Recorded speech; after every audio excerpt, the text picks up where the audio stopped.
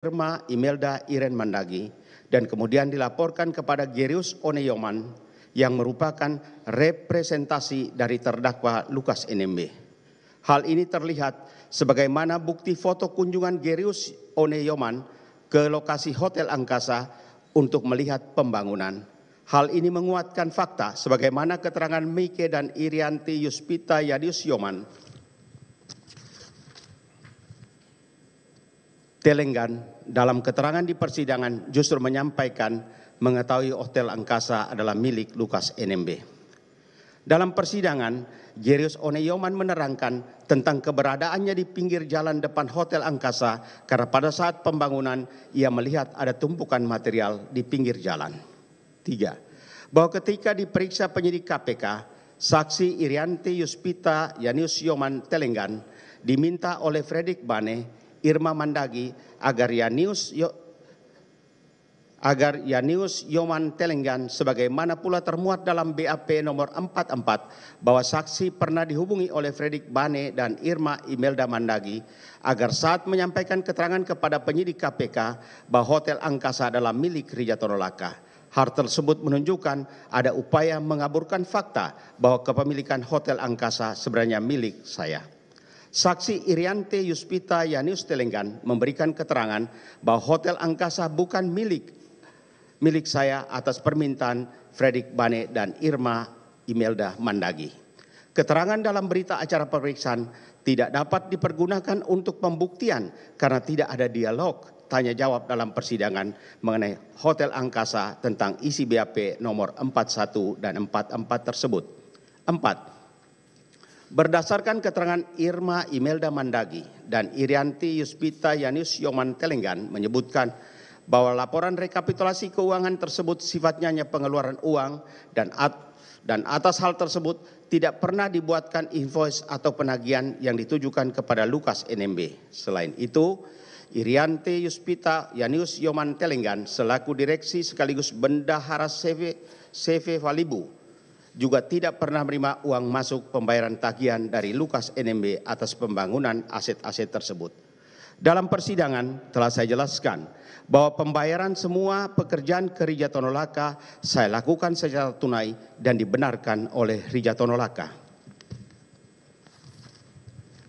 5. Bahwa laporan rekapitulasi keuangan tersebut menggabungkan atau menjumlahkan semua pengeluaran terkait dengan pembangunan aset-aset sehingga menjadi tidak logis apabila terhadap aset-aset tersebut berbeda kepemilikannya.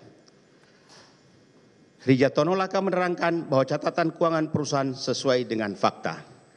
Berdasarkan keterangan saksi Gerius Oneyoman di persidangan, saksi justru mengakui kepemilikan nomor telepon 0812 dan seterusnya. Di dalamnya terdapat rekaman percakapan melalui aplikasi WA dengan Rijatano Laka dan pengiriman foto-foto Hotel Angkasa.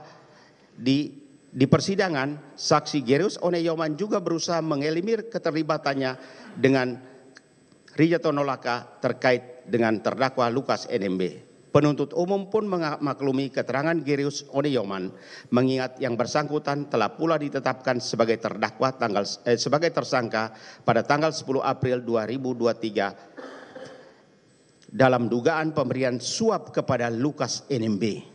Selain itu, berdasarkan keterangan saksi Darwis pun menerangkan Gerius Oneyoman pernah menerima kunci dan sertifikat apartemen Kemayoran dari Pitun Enumbi.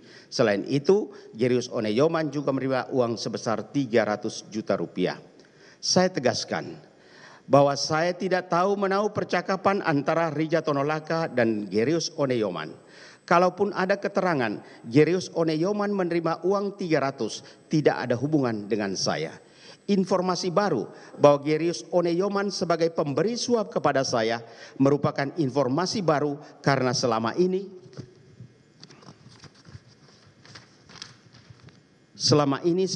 sebagaimana dalam surat dakwaan bahwa pemberi suap kepada saya adalah Rijatano Laka dan Pitun Enumbi. Suap yang katanya diberikan oleh dua orang tersebut karena tidak terbukti, lalu kini muncul tuduhan baru bahwa Gerius Oneyoman juga memberi suap kepada saya. 8. Bahwa adanya pelaporan Rijatano Laka kepada Gerius Oneyoman yang merupakan representasi dari terdakwa atas renovasi dan pembangunan antara hotel angkasa, dapur dan catering, inventaris truk dan kren, serta rumah kos Entrop yang sedang dikerjakan tersebut membuktikan kendali atau kontrol dan kepemilikan secara nyata dari aset-aset tersebut adalah Lukas NMB dan bukan Rijatono Laka. Atas dasar apa jaksa penuntut umum menyimpulkan bahwa laporan Rijatono Laka ke Gereus Oneyoman merupakan representasi saya? Adanya percakapan antara Rijatono Laka dengan Martin Buan, salah seorang karyawan Rijatono Laka, terkait usul Martin Buan kepada Rijatono Laka agar dilakukan doa sebelum penimbunan area batching plan oleh pemilik tanah. Kemudian Rijatono Laka menjawab akan melaporkan kepada ibu dalam kurung istri Lukas NMB terlebih dahulu. Percakapan antara Martin Buang dengan Rijatono Laka bahwa sebelum penimbunan harus dilakukan doa dan dijawab oleh Rijatono Laka harus melaporkan kepada ibu. Dalam persidangan tidak pernah ditanyakan kepada Rijatono Laka siapa yang dimaksud ibu, tetapi disimpulkan bahwa ibu adalah istri saya. Padahal seingat saya, Martin Buan tidak pernah dihadirkan di persidangan, tetapi mengapa hal tersebut dimasukkan ke dalam jawaban penuntut umum? Adanya percakapan antara saksi Rijatono Laka dan JJ alias Nurmala Hayati pada tanggal 26 September 2019 terkait usul JJ Nurmala kepada saksi Rijatono Laka agar pekerjaan Hotel Angkasa dilaksanakan sistem pembayaran SKBDN atau cover bank meskipun hotel tersebut milik 01.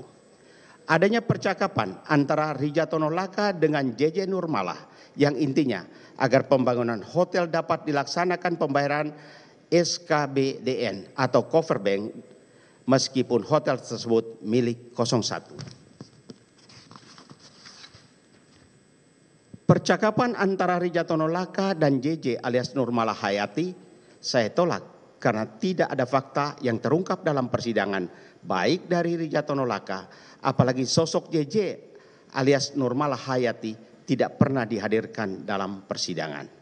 Mengenai percakapan antara Rijatono Laka dengan JJ atau Nurmala Hayati merupakan cerita baru yang muncul dalam jawaban jaksa penuntut umum tanpa didukung suatu bukti. Adanya percakapan antara Rijatono Laka dan JJ Nurmalawati tanggal 29 Juni bahwa dalam pembicaraan tersebut JJ Nurmalawati menyampaikan penawaran kepada Rijatono Laka untuk bisa masuk ke Hotel Angkasa milik ibu negara. Dalam persidangan pernah ditanyakan istilah 01 yang dimaknai sebagai saya, tetapi istilah 01 tidak pernah dipakai Rijatono Laka. Dalam persidangan, menurut jaksa penuntut umum, Rijatono Laka melakukan percakapan WA dengan Willius pada tanggal 29 September 2020. Di mana Willius mengirimkan foto laporan terkait pengeluaran uang proyek yang dilaksanakan oleh perusahaan Rijatono Laka. Bukti berupa percakapan WA tersebut saya tolak karena selain tidak pernah terungkap dalam persidangan, saksi Wilisius pun tidak pernah dihadirkan dalam persidangan. Kesimpulan berdasarkan logika tanpa sumber dan dasar pengetahuan sudah pasti saya tolak. Hal ini membuktikan bahwa penuntut umum menggunakan informasi-informasi lain di luar fakta persidangan yang selama ini. Keterangan Rijatono Laka bahwa uang yang ditransfer ke rekening saya pada tanggal 20 Mei 2020 adalah uang milik saya yang telah saya jelaskan dalam persidangan saat memberikan keterangan sebagai terdakwa. Menurut jaksa penuntut umum, ada 27 proyek yang dikerjakan oleh Rijatono Laka, yaitu proyek rumah jabatan tahun 2018 oleh PT Aiwondani Permai senilai 5.650 juta. Proyek rumah jabatan tahap 2 tahun 2018 oleh PT Aiwondani Permai dengan nilai 2.722. Proyek ICU RSUD Boven tahun 2018 oleh PT Tabi Bangun Papua dengan nilai kontrak 908 juta. Proyek BW3 Kota Raja 2018 oleh PT Papua Karya Mandiri dengan nilai kontrak 8.739 juta. Proyek Dispenda Kerom tahun 2018 oleh PT Tabi Bangun Papua dengan nilai kontrak 8.789 juta. Proyek belanja modal dan pengadaan Mebel Air 2019 oleh PT Cahaya Rantai Tondon dengan nilai proyek 8.166 juta. Proyek pembangunan rumah jabatan tahun 2019 oleh CV Skylander dengan nilai proyek 3.156 juta. Proyek peningkatan jalan jembatan SMU 4 Entrop 2019 oleh CV Yehova Jire dengan nilai proyek 880 juta. 9. Proyek peningkatan jalan Kompleks Kedokteran Universitas Cendrawasih tahun 2019 oleh CV Skylander dengan nilai proyek 960 juta. 10. Proyek peningkatan jalan Entrop Hamadi 2019 oleh PT Papua Sinar Anugerah dengan nilai proyek 11.868 juta. 11. Proyek pembangunan Puskesmas Afirmasi Pitewi tahun 2019 oleh PT Papua Mekar Abadi dengan nilai proyek 14.504 juta. 12. Proyek peningkatan jalan kampung Yuwanain tahun 2019 oleh CV Skylander dengan nilai proyek 8.590 juta. 13. Proyek peningkatan jalan Raja Wali tahun 2019 oleh CV Yehova Jire dengan nilai proyek 3.930 juta. 14. Proyek VVIP Sentani 2019 oleh CV Skylander dengan nilai proyek 494.205.000. Proyek MOT Dok 2 tahun 2019 oleh PT Tabi Anugerah Farmindo dengan nilai proyek 8.950 juta. 16. Rehab sarana prasarana penunjang PAUD. 17. Proyek peningkatan jalan Entrop Hamadi tahun 2020 oleh PT Tabi Bangun Papua dengan nilai proyek 14 miliar. 18. Proyek Taut Venue Softball dan Bisbol Universitas Cendrawasih senilai oleh PT Vertikal Tiara Manunggal dengan nilai proyek 4.980 juta. 19. Proyek penataan lingkungan venue menembak Outdoor Auri tahun 2021 oleh PT Tabi Bangun Papua dengan nilai proyek 12.928 juta.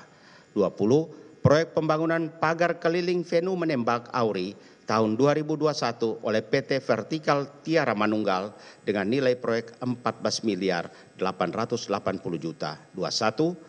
Proyek Jalan Kerom tahun 2021 oleh PT Mitra Infrastruktur Sejahtera dengan nilai proyek 1.572 juta.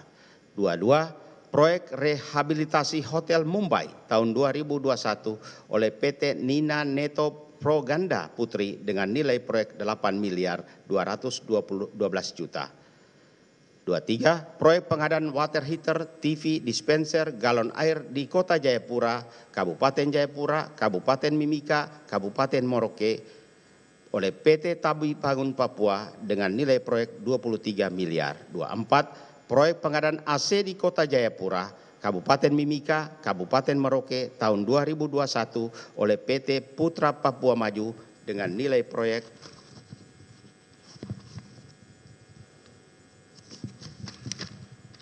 dengan nilai proyek 15.577 juta. 25. Proyek pengamanan Pantai Holtekam tahun 2021 oleh CV Skylander dengan nilai proyek 8.900. 26. Proyek pembangunan Puskesmas Terfones Kerom tahun 2021 oleh CV Bumi Gumilang Abadi dengan nilai proyek 9.483 juta. 27. Proyek pengadaan amnitesis di Kota Jayapura, Kabupaten Jayapura, Kabupaten Mimika, Kabupaten Merauke tahun 2021 oleh PT Tabi Anugerah Farmindo dengan nilai proyek 4.679 juta. Semua proyek-proyek tersebut tidak ada hubungan dengan saya. Apalagi sesuai penjelasan Rijatono Laka, Michael Kambuaya, Jerius Oneyoman, bahwa Rijatono Laka mendapat proyek-proyek tersebut melalui tender elektronik LPSE. Demikian pun keterangan Jerius Oneyoman dan Michael Kambuaya bahwa saya tidak ikut campur tangan baik langsung atau tidak langsung. Dalam persidangan telah saya jelaskan sesuai pembelaan saya bahwa transferan dari Rijatono Laka 1 miliar adalah uang pribadi saya. Selain uang 1 miliar yang katanya dari Rijatono Laka juga berupa fee sebesar 34 miliar. Dan dalam bentuk pembangunan fisik antara lain renovasi aset,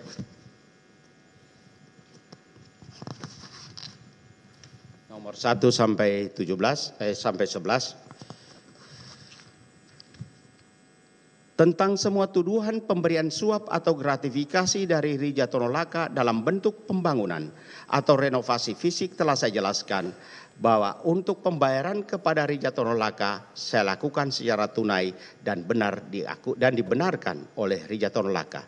Sedangkan penerimaan dari Pitun NMB tanggal 10 Juni 2017 berupa setoran di BCA KCU Jayapura Samratulangi sebesar 1.170 dalam bentuk barang yaitu pembelian perlengkapan tempat tidur di Mall Taman Anggrek sebesar 318 juta, dalam bentuk pembelian barang dan perlengkapan tempat tidur di Mall Taman Anggrek 3 Juni 2018 sebesar 155 juta. Setoran Pitun NMB tanggal 10 Agustus 2018 di BCA KCU Dok 2 Jayapura Samratulangi sebesar 100 juta. Setoran 27 Mei 2020 di BCA KCU Jayapura Jalan Samratulangi sebesar 3 miliar. Keenam, setoran 1 Juli 2020 di BCA KCU Jayapura sebesar 3 miliar 170 juta. Atas semua daftar gratifikasi atau pemberian hadiah tersebut telah saya bantah dan tolak karena tidak pernah saya terima, yang telah didukung dengan keterangan Rijatono Laka bahwa uang 1 miliar sebagaimana tersebut adalah milik saya. Bahkan Rijatono Laka dalam persidangan telah menerangkan bahwa pada bulan April-Mei 2020 di rekening perusahaannya tidak ada uang sebanyak 1 miliar. Karena tidak ada pekerjaan apalagi pada saat itu sedang COVID. Demikian pun tentang penerimaan hadiah dari Pitun Enumbi telah saya bantah dan menolak karena faktanya saya tidak pernah menerima, apalagi saksi Pitun Enumbi tidak pernah memberikan keterangan. Saya hingga detik ini merasa tetap clean and clear. Telah terbukti bahwa saya tidak pernah menerima gratifikasi tersebut di atas. Karena tidak ada satupun saksi yang menerangkan tentang gratifikasi, apalagi Pitun NMB dan saksi dari pihak BCA KCU Jayapura juga tidak pernah memberikan keterangan tentang gratifikasi, hadiah, atau lalu lintas uang. Kesimpulan jaksa penuntut umum bahwa saya menerima gratifikasi dari Rijatono Laka dan Pitun NMB tidak didukung suatu bukti. Padahal jaksa penuntut umum pun telah mengakui bahwa tidak ada saksi menerangkan bahwa saya ada menerima suap atau gratifikasi.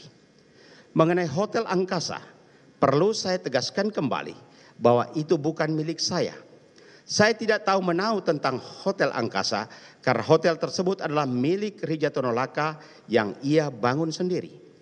Rijatono Laka telah menerangkan bahwa tanah untuk pembangunan hotel dibeli sendiri dari Ibu Hendrika Yosnia Hindom, anak dari Gubernur Papua Ishak Hindom, melalui proses tawar-menawar yang semula sebesar 7 miliar 500 dan setelah deal harga menjadi 6 miliar 500. Rijatono Laka bersama Ibu Hendrika Yosnia Hindom menandatangani akte jual beli di notaris. Setelah penandatanganan akte jual beli, selanjutnya balik nama sertifikat ke nama Rijatono Laka dan selanjutnya mengurus IMB. Semuanya atas nama Rijatono Laka karena hotel tersebut adalah milik Rijatono Laka.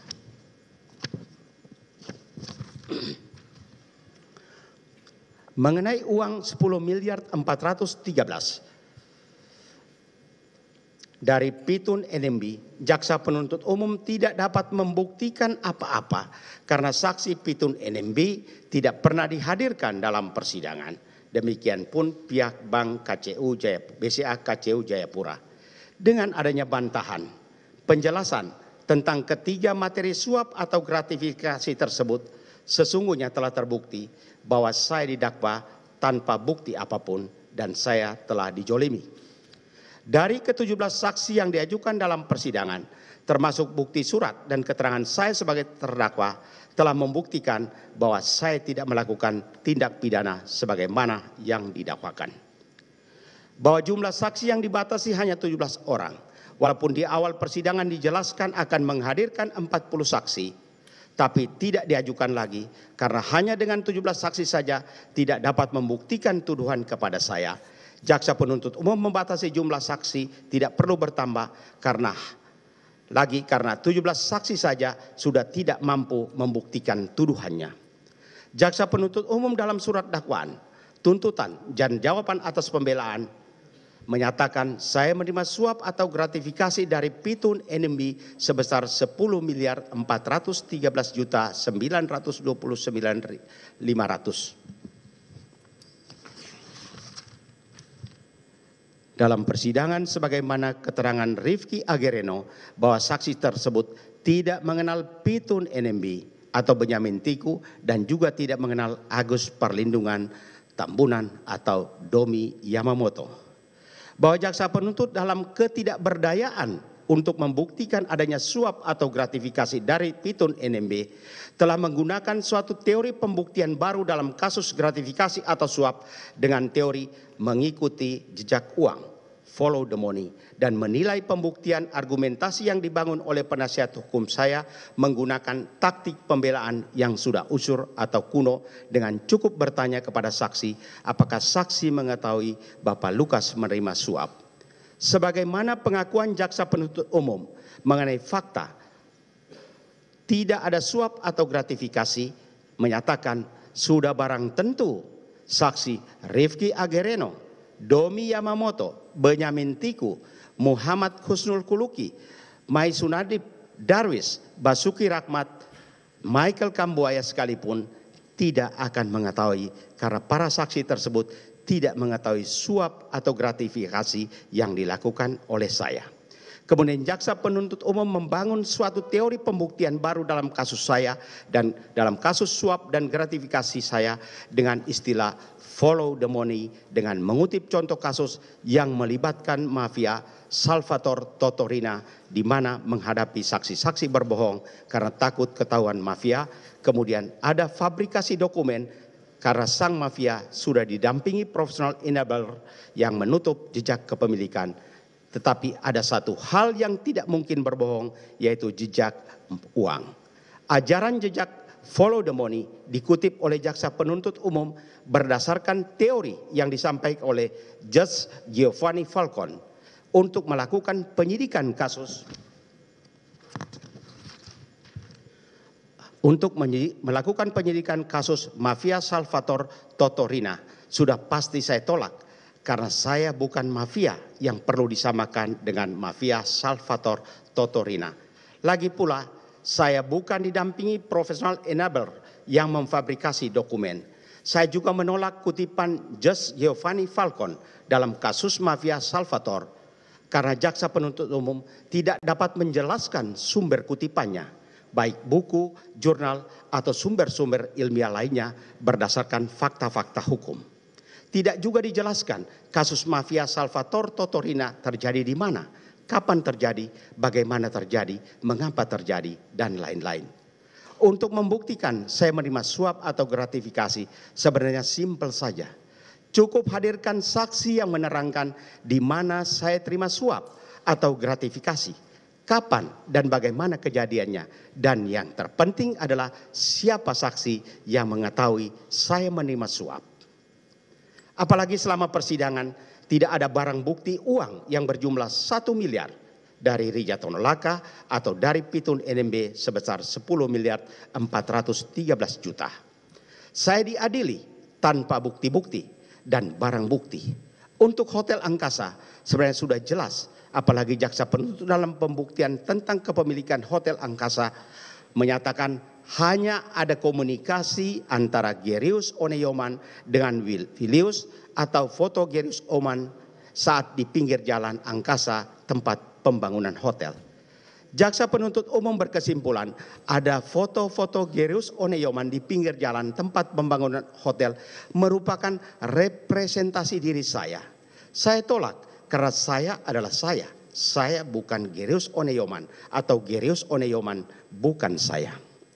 Jaksa penuntut umum untuk membuktikan adanya suap atau gratifikasi menggunakan teori follow the money, yaitu suatu pendekatan yang berupaya menemukan uang, harta benda, kekayaan yang dapat dijadikan sebagai alat bukti objek kejahatan melalui analisa transaksi keuangan yang diduga bahwa uang tersebut sebagai hasil kejahatan. Teori follow the money menurut literatur sebagaimana penelitian Rizky Amalia, Yunus Hussein et al. Cetakan Universitas Indonesia 2017 menegaskan bahwa teori follow the money hanya dapat diterapkan dalam tindak pidana pencucian uang. Dakwaan kepada saya adalah suap atau gratifikasi, sehingga dengan demikian teori follow the money tidak dapat diterapkan kepada saya. Dikarenakan teori follow the money tidak dapat diterapkan kepada saya sehingga jaksa penuntut umum memanipulasi keterangan bahwa saya tidak mempunyai alat bukti apapun untuk menyanggah pembuktian jaksa penuntut umum. Ketidakmampuan jaksa penuntut umum untuk membuktikan bahwa saya telah melihat suap dan gratifikasi sehingga menggunakan istilah atau diksi tipu-tipu itu bilang bekerja tulus, tidak korupsi, tapi menerima uang. Tidak sah untuk diri sendiri. Tipu-tipu itu bilang proyek sesuai pengadaan, tapi pemenang ternyata pesanan. Tipu-tipu itu bilang sakit di luar negeri, tapi ternyata mencari kesenangan dengan berjudi.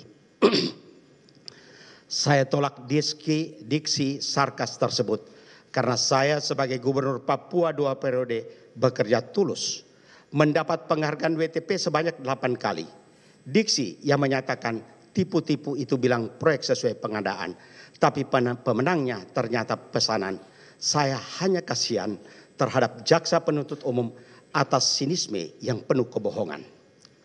Tolong tunjukkan satu saja saksi yang menerangkan bahwa pemenang tender adalah pesanan, atau diksi yang menyatakan tipu-tipu itu bilang sakit di luar negeri, tapi ternyata mencari kesenangan dengan berjudi. Faktanya saya memang sakit dan berobat di luar negeri. Apalagi Dr. Idi yang membuat MOU dengan KPK telah menjelaskan hasil pemeriksaan bahwa saya memang sakit. Selagi saudara berkuasa, silakan menghina saya, berbuat kasar, sarkas, sinis kepada saya. Saya tidak akan membalas karena saya percaya apa yang saudara tabur itulah yang akan saudara tuai. MOU antara KPK dan Dr. Idi yang meminta seolah-olah Dr. Idi melakukan second opinion, bukan second opinion dalam kelasiman pengobatan atau tindakan medis. Second opinion yang dilakukan oleh tim Dr. Idi, sebagaimana berulang kali dijelaskan oleh Ketua Tim Dr. Idi, Dr. Agus Purwadianto, kepada pengacara saya dan keluarga saya, yang untuk kedua kalinya dilakukan di RSPAD Gatot Subroto 31 Juli 2023 yang disaksikan oleh tim jaksa penuntut umum bahwa maksud pemeriksaan second opinion adalah penafsiran saja, bukan dalam rangka pengobatan atau perawatan atau untuk tindakan medis. Profesor Agus Purwadianto dalam berbagai kesempatan telah menjawab pertanyaan keluarga tentang maksud dan tujuan dilakukan second opinion. Dan Profesor Agus Purwadianto menyatakan hanya dalam rangka pemeriksaan kesehatan, walaupun dengan fakta bahwa saya dalam keadaan sakit, tetapi akan mengeluarkan kesimpulan bahwa pasien atau saya bisa diwawancara. Dalam persidangan pra-peradilan, ketika tim Dr. Idi dihadirkan untuk menjelaskan kondisi kesehatan saya telah menjelaskan bahwa walaupun dalam keadaan sakit dan hanya bisa angguk-angguk saja, Dr. Idi harus menyatakan bahwa saya bisa diwawancara. Bahkan dalam persidangan pra-peradilan, salah satu anggota tim Dr. Idi, Dr. Natalia Widiasi, menjelaskan bahwa saya sakit dan berbicara tidak jelas karena stroke, tetapi ia sebagai lawan bicara saya menangkap ucapan saya, maka saya dikatakan dapat diwawancara. Sekarang sudah terang menderang bahwa saya benar-benar sakit dan penyakit saya sudah komplit untuk pengobatan. KPK meminta saya membayar sendiri karena KPK hanya untuk BPJS Kesehatan, sehingga setiap kali saya melakukan pengobatan saya harus bayar sendiri. Majelis Hakim yang mulia, Jaksa Penuntut Umum yang saya hormati, tim penasihat hukum saya. Tuduhan suap atau gratifikasi kepada saya sudah saya jelaskan tidak terbukti dan tidak perlu memakai teori follow the money. Karena teori tersebut hanya berlaku untuk tindak pidana pencucian uang. Karena seperti telah saya jelaskan dalam pembelaan saya, bahwa uang 1 miliar yang ditransfer oleh Rija Tonolaka ke rekening saya adalah uang saya sendiri. Hotel Angkasa atau pembangunan fisik berbagai proyek tidak ada hubungan dengan saya. Saya pun tidak pernah menerima pemberian dari Pitun NMB, termasuk pembelian tempat tidur di Mall Taman Anggrek Jakarta dengan kartu kredit Pitun NMB. Pembelian tempat tidur tersebut adalah urusan Pitun NMB. Apalagi dalam persidangan, barang bukti dari Pitun NMB, baik berupa uang 10 miliar dan tempat tidur, tidak pernah diperlihatkan fisik maupun visual fotonya. Jaksa penuntut umum menyatakan uang gratifikasi yang diberikan Pitun NMB dikirim ke rekening BCA dan berkesimpulan bahwa saya menerima gratifikasi adalah kesimpulan prematur. Karena sebagaimana saya katakan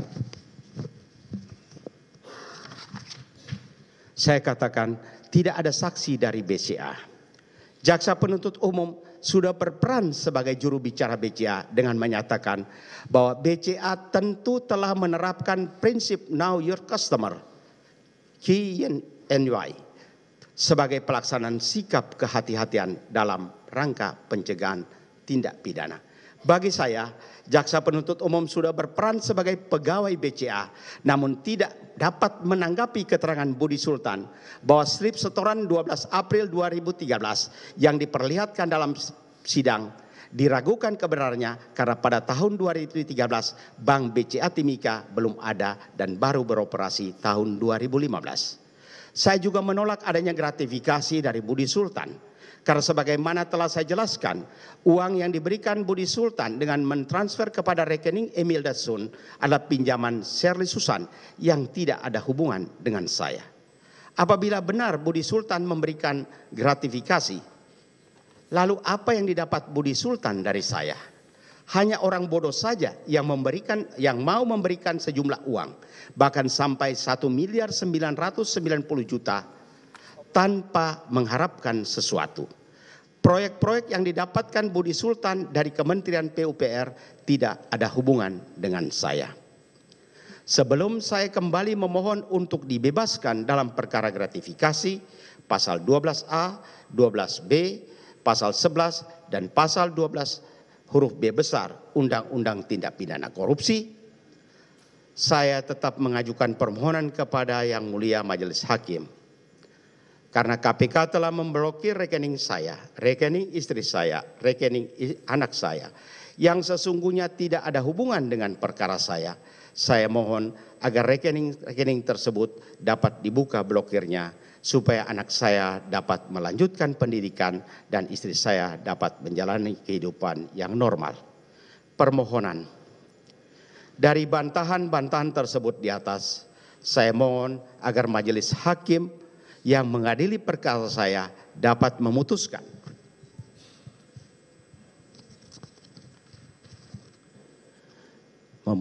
berdasarkan fakta-fakta bahwa saya tidak bersalah dan dengan itu dapat membebaskan saya dari segala dakwaan.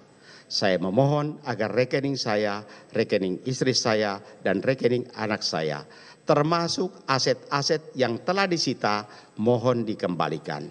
Saya juga memohon agar saya jangan dijolimi lagi dengan kasus-kasus baru yang hanya berupa opini. Sekian dan terima kasih. Hormat saya, Lukas NMB.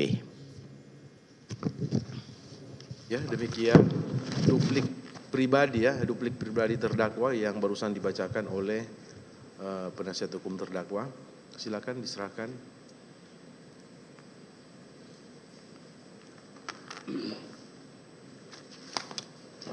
Asli semua ini ya.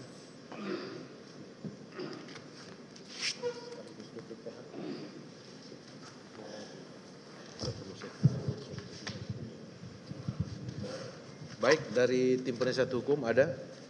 Ya. Terima kasih Yang Mulia, akan kami bacakan secara bergantian Yang Mulia. Majelis Hakim yang kami muliakan, Saudara penuntut umum yang terhormat, perkenankanlah kami Yang Mulia yang akan mengadili Lukas NMB